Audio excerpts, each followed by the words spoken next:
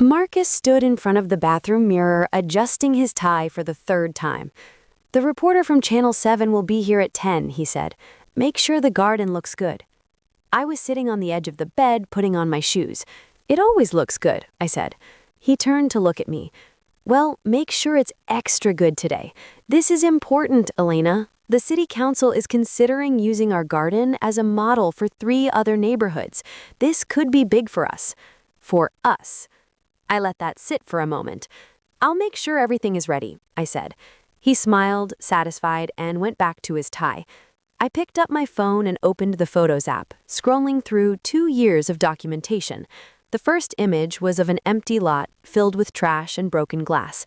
That was March 2023, the day I'd first approached the city council about converting it into a community garden. The second photo showed me with a shovel, breaking ground alone on a Saturday morning while Marcus was at a golf tournament. There were hundreds more. Me designing the layout, me installing the irrigation system, me teaching workshops on composting and pest management, me organizing volunteer schedules, me writing grant applications at midnight. But I didn't show Marcus. I just closed the app and stood up. "I'm heading over now," I said. "I'll meet you there at 9:45, he said. "Don't want to get dirty before the interview." I drove to the garden and unlocked the gate. The morning sun was just starting to hit the tomato plants along the eastern fence. Everything was thriving. 64 garden beds, all maintained by community members I'd recruited and trained. A children's learning area where local schools brought students for outdoor education. A pollinator garden that had attracted 12 different butterfly species.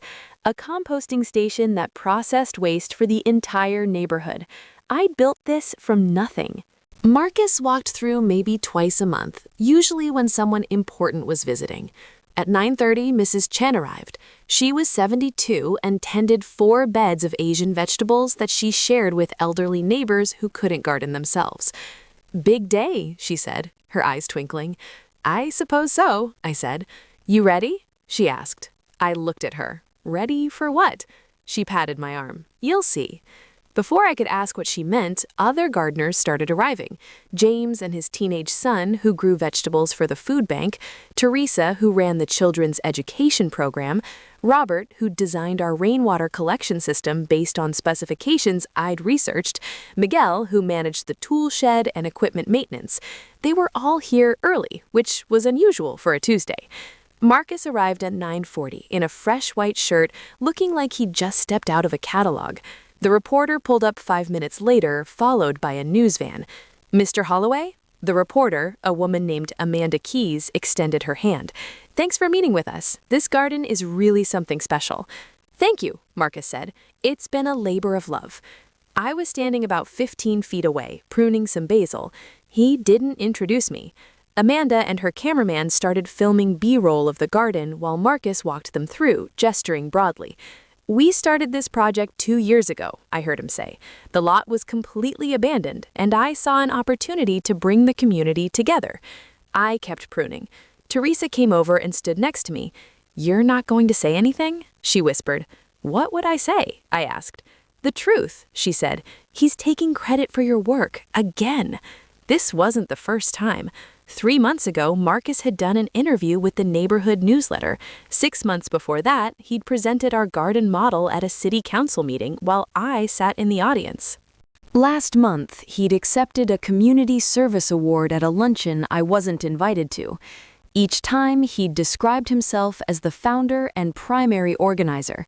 Each time, I'd let it happen. "It's fine," I said to Teresa. She looked at me like I'd lost my mind. "Elena, it's not fine. None of this is fine." "The garden exists," I said. "People are using it. That's what matters." "What matters is that you're being erased," she said. But before I could respond, Amanda and Marcus were walking toward us. "And this is my wife, Elena," Marcus said casually. "She helps out when she can." Amanda smiled at me politely. "It must be nice having a project you can work on together." "It is," Marcus said before I could speak. "Though I do most of the planning and coordination, Elena's more of a hands-on person, likes the actual gardening part." Amanda nodded and turned back to Marcus. "So tell me about the expansion plans." They walked away. Teresa was gripping her pruning shears so hard her knuckles were white. "I'm going to say something," she muttered. "Don't," I said. "Why not?" she demanded. "Because it won't change anything," I said. "He'll just get defensive. The reporter will feel awkward. Everyone will be uncomfortable. The story won't get corrected. It's not worth it." "You're worth it," Teresa said. I didn't have an answer for that. The interview continued for another 20 minutes. Marcus showed Amanda the composting station, explaining a system he'd never once used. He discussed the educational programming he'd never taught. He described the volunteer coordination he'd never done. I watched from a distance, my hands steady as I tied tomato plants to their stakes. At 10:30, Amanda wrapped up. "This has been wonderful, Mr. Holloway. The piece should air Thursday evening. We'll send you a link." "Looking forward to it," Marcus said. After they left, he came over to me, grinning. "That went great. She was really impressed." "I'm sure she was," I said. "The council meeting is next Tuesday," he continued. "They want me to present our model to the full board. There might be funding attached. This could turn into a real thing, Elena." "It already is a real thing," I said quietly. He wasn't listening. "I'm thinking we should put together some kind of presentation packet. Charts, photos, budget breakdowns. Can you pull that together this week?" "I have all of that already," I said. "Of course you do," he said. "You're so organized. That's why we make such a good team." He kissed me on the cheek and left, probably heading to the office to tell everyone about his successful interview. I stood there for a long moment, then went back to work. Over the next few days, I prepared the materials Marcus had requested. The presentation packet was 90 pages long, documenting every aspect of the garden's development, maintenance, and community impact. I'd been keeping these records all along because I knew they'd be needed eventually. Marcus glanced through it once. "Looks good," he said. "Very thorough." Thursday evening, we watched the news segment together. It was a 3-minute piece showing the garden in all its glory. Marcus was featured prominently, talking about his vision and his commitment to community development. I appeared for exactly 4 seconds, watering plants in the background. Unnamed. The reporter's voiceover called Marcus the driving force behind this green transformation. The next morning, I got a text from Mrs. Chen. "Community meeting at the garden, Saturday, 2 p.m. Please come. Important." I showed up at 2 to find about 30 gardeners gathered in the central area. This was more people than we usually got for our monthly planning meetings. Mrs. Chen stood at the front. "Thank you all for coming," she said. "We need to talk about Tuesday's city council presentation." I felt my stomach tighten. "As most of you know," Mrs. Chen continued, "Marcus Holloway has been representing our garden in various public forums. He has consistently presented himself as the founder and primary organizer." There were murmurs of agreement around the circle.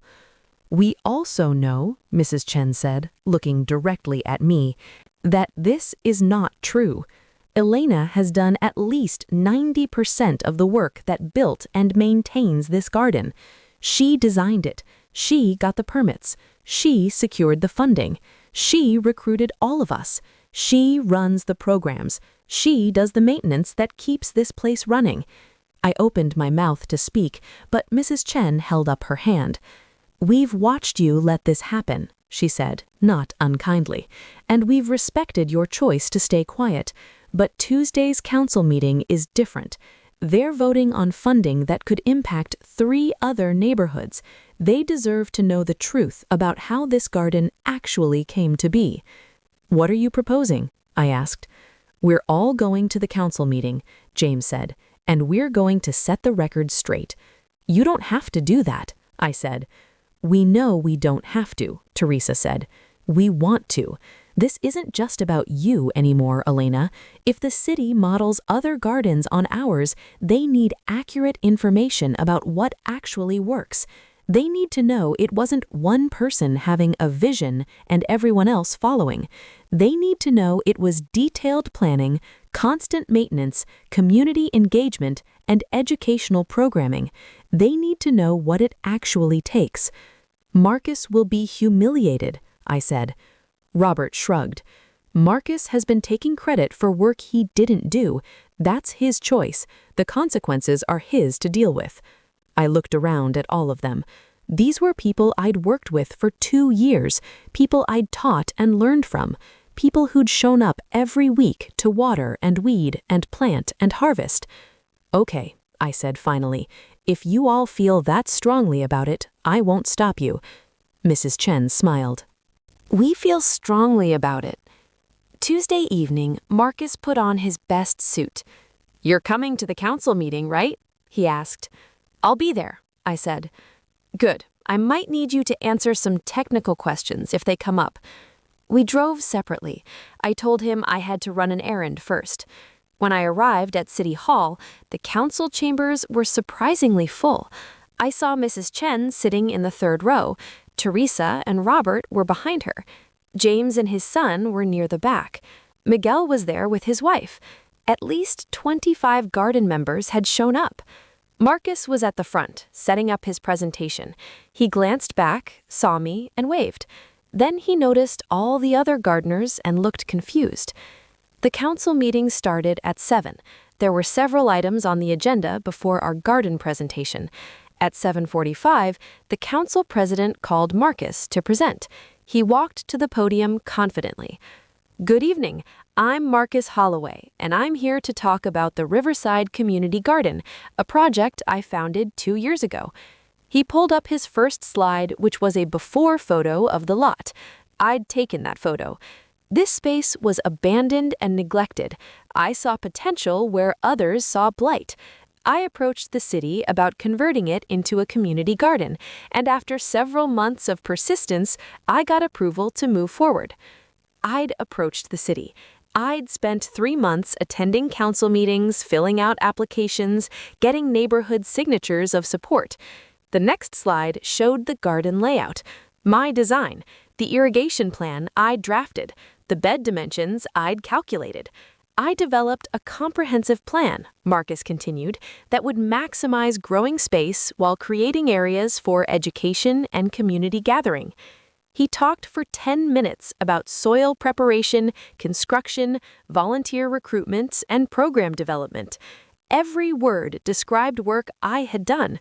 The council members were nodding, impressed. Then Marcus got to his conclusion. This model works because of strong leadership and clear vision. I believe it can be successfully replicated in other neighborhoods with similar results. I'm requesting the city's support to make that happen. He sat down. The council president smiled. Thank you, Mr. Holloway. That was very comprehensive. Are there any questions from the council? Councilwoman Rodriguez raised her hand. I'm impressed by this project. Before we vote on funding, I'd like to hear from some community members. Are any of the gardeners here tonight? Mrs. Chen stood up. I'm here. My name is Susan Chen, and I've been gardening at Riverside since it opened. Would you like to speak? Councilwoman Rodriguez asked. I would, Mrs. Chen said. She walked to the microphone set up for public comment. Marcus looked pleased, probably expecting a testimonial. I want to clarify something, Mrs. Chen began. Marcus Holloway did not found the Riverside Community Garden. He did not design it, build it, or organize it. His wife, Elena Holloway, did all of those things. The room went completely silent. Marcus's face drained of color. Elena approached the city council in March 2023, Mrs. Chen continued. I know because I was at that meeting. She presented a detailed proposal that she'd been working on for 6 months. She got the permits. She secured the initial grant funding from the Green Spaces Foundation. She designed the layout, installed the irrigation system, built the beds, and organized the first 20 volunteers. Councilwoman Rodriguez was writing notes. The other council members were leaning forward. Marcus has attended the garden perhaps a dozen times in 2 years, Mrs. Chen said. Elena is there 4 or 5 days a week minimum. She runs the educational programs, she maintains the equipment, she coordinates the volunteers, she processes the grant reports, she does everything. Mrs. Chen looked directly at Marcus.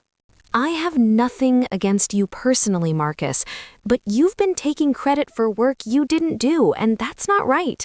More importantly, if the city is going to replicate this model, they need accurate information about what it actually requires.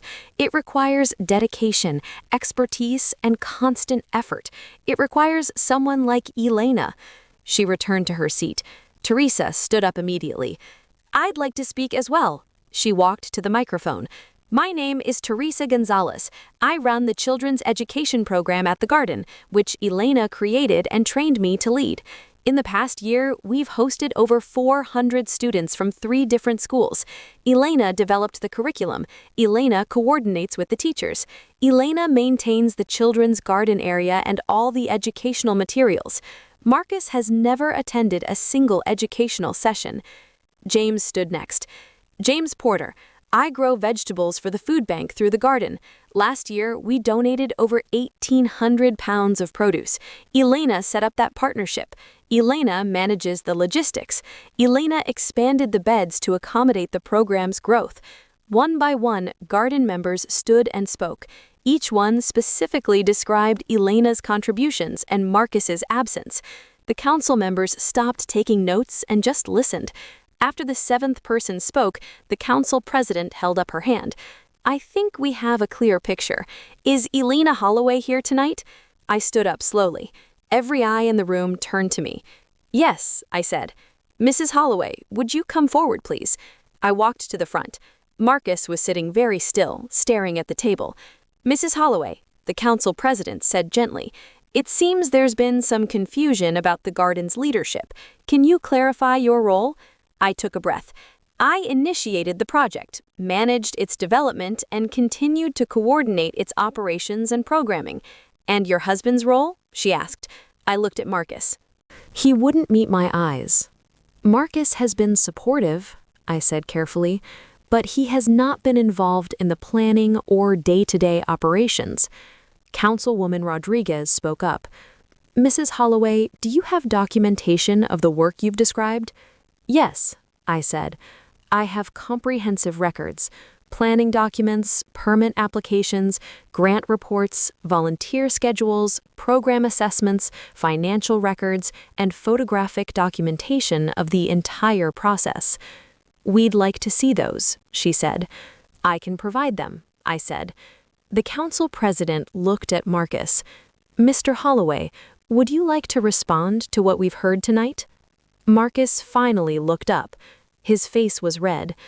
I may have overstated my involvement, he said quietly. May have? Someone muttered from the audience.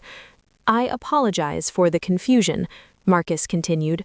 My wife has been the primary force behind the garden. I should have made that clear.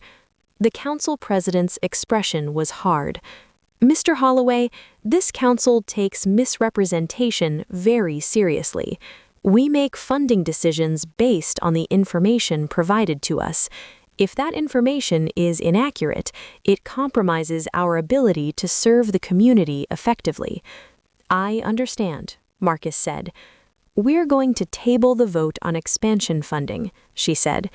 Mrs. Holloway, we'd like you to submit your documentation for review. We'll schedule a follow-up meeting to discuss this properly with the actual project leader. Of course, I said. The meeting moved on to other business. I returned to my seat. Marcus gathered his materials and left quickly, not looking at anyone. After the meeting ended, Councilwoman Rodriguez approached me. Mrs. Holloway, I owe you an apology.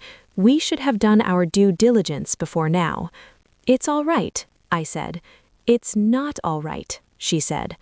But we'll correct it going forward. I'd also like to discuss something. We're launching a citywide urban agriculture initiative. We need a director, someone with proven experience in community organizing, project management, and urban gardening.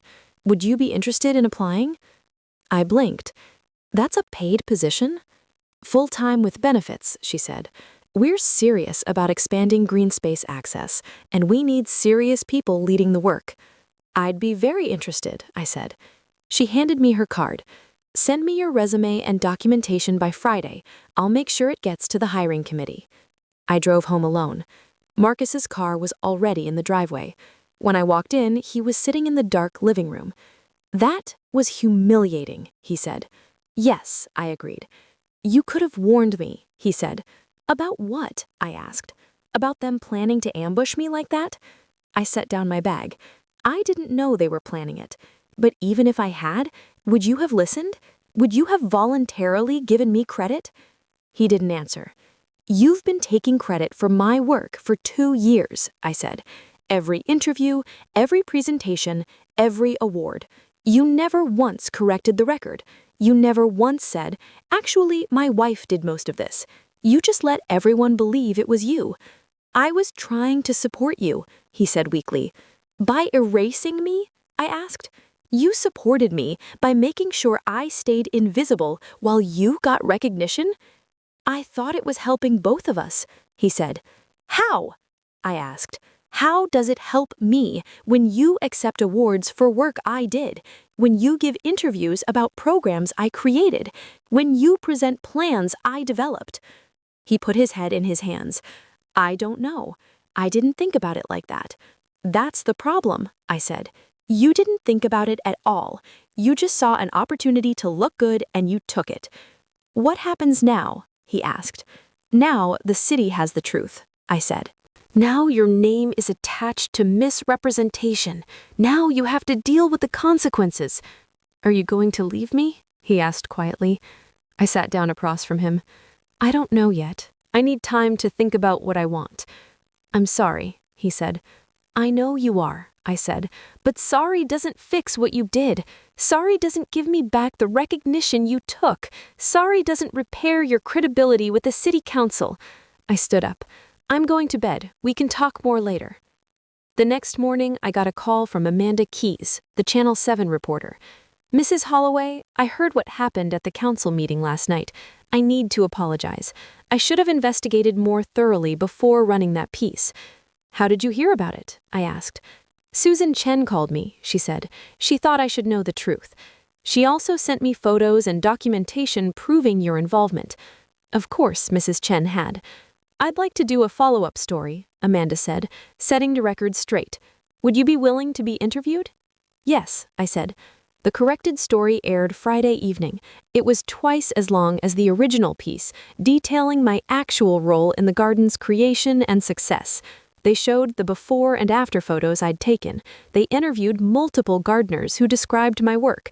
They acknowledged the error in the original reporting and apologized for it. Marcus watched it from the couch, silent. Over the weekend, I compiled all my documentation for the city council. The file was enormous. Every planning document, every grant application, every budget report, every volunteer schedule, every educational curriculum, every maintenance log. 2 years of work, meticulously recorded. I sent it to Councilwoman Rodriguez on Sunday evening. She replied within an hour. "This is extraordinary work. The hiring committee meets Wednesday. I'll be in touch." Marcus and I barely spoke. He went to work, I went to the garden. The gardeners treated me exactly the same as always, except now they didn't have to pretend Marcus had anything to do with the garden's success. On Wednesday evening, Councilwoman Rodriguez called. The committee was unanimous. "We'd like to offer you the position of Urban Agriculture Director. Can you start in 3 weeks?" I accepted. When I told Marcus, he nodded. "You deserve it." "I know," I said. "I'm proud of you," he said. I looked at him for a long moment. "Are you? Or are you just saying what you think you should say?" "I am proud," he insisted. "I was wrong. I see that now. I took advantage of your work and your silence. I made it about me when it was never about me." "No," I said. "It wasn't." "Can we fix this?" he asked. "Can we fix us?" "I don't know," I said honestly. "You didn't just take credit, Marcus. You made me complicit in my own erasure. Every time I stayed quiet, every time I let it happen, I lost a little more of myself. I need to figure out who I am without that pattern." "I'll do whatever it takes," he said. "Then start by being honest," I said, "with yourself and with everyone else. Stop performing and start participating. and give me space to figure out what I need. He agreed. I moved into the guest room that night, not as a punishment, but as a necessity. I needed room to breathe and think and be. The garden dedication ceremony was scheduled for the following Saturday. Originally, it had been planned as a ribbon cutting with Marcus as the featured speaker. The city council had different plans now. When I arrived, there was a new sign at the entrance. Riverside Community Garden, founded and directed by Elena Holloway, 2023. My name, in permanent lettering, visible to everyone. The council president made a speech acknowledging the garden's success and my leadership. She announced my new position with the city. The crowd applauded, and I saw genuine joy on the faces of people I'd worked with for 2 years. Marcus stood at the back, alone. After the ceremony, Mrs. Chen hugged me. "This is how it should have been from the beginning." "Thank you," I said, "for everything, for speaking up when I couldn't." "You could have," she said. "You just didn't think you should have to. And you were right. But sometimes we have to fight for the truth anyway." I looked around at the garden, blooming and thriving, at the children learning to plant seeds, at the volunteers harvesting vegetables, at the community that had grown in this space I'd created. This was real. This was mine. Not because I'd fought for credit, but because I'd done the work. The recognition was nice, but the work itself was the point. I didn't know what would happen with Marcus. Maybe we'd find our way back to each other. Maybe we wouldn't, but I knew who I was now. Not someone's assistant, not someone's shadow, not someone who stayed quiet to keep the peace. I was Elena Holloway. I built gardens. I led communities. I created something from nothing, and I would never let anyone erase that again. You've just stepped into her revenge side, where every wound finds its justice, and every silence ends with truth. If her story struck a chord, make sure to like, share, and subscribe. Your support keeps these stories alive. Another secret waits in the next video. See how her revenge begins.